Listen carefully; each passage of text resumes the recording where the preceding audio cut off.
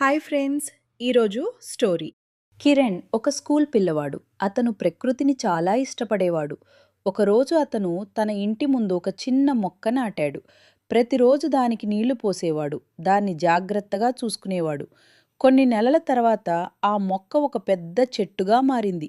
ఆ చెట్టు కింద అందరూ కూర్చుని విశ్రాంతి తీసుకునేవాడు.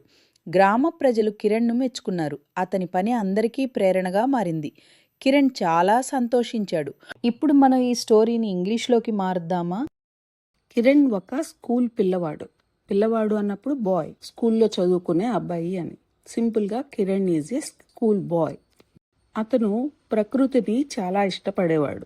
ప్రకృతి అంటే నేచర్, ఇష్టపడేవాడు అంటే లవ్స్.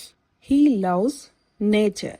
ఒకరోజు అతను తన ఇంటి ముందు ఒక చిన్న మొక్క నాటాడు.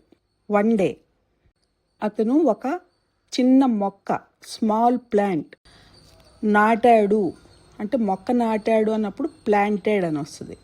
He planted a small plant. ఎక్కడ? తన ఇంటి ముందు, in front of his house. ప్రతిరోజు దానికి నీళ్లు పోసేవాడు. He watered. నీళ్లు పోసేవాడు అంటే watered everyday. He watered it every day.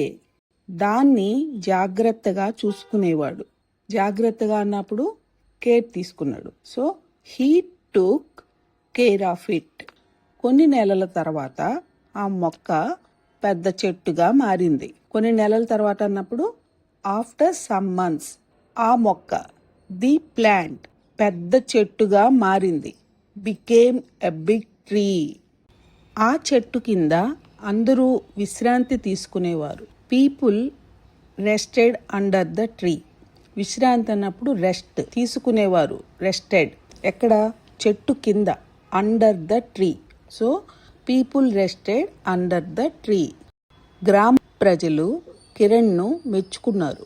Village people, గ్రామ ప్రజలు అన్నప్పుడు విలేజ్ పీపుల్ మెచ్చుకున్నారు. ప్రైజ్డ్, కిరణ్ని మెచ్చుకున్నారు. So village people praised Kiran. అతని పని అందరికీ ప్రేరణగా మారింది. His work inspired everyone.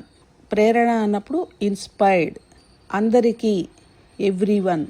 So his work inspired everyone, అందరినీ ఇన్స్పైర్ చేసింది. కిరణ్ చాలా సంతోషించాడు. Kiran felt very happy. రేపు ఇంకొక స్టోరీతో కలుద్దాం. Please subscribe for more English stories in Telugu.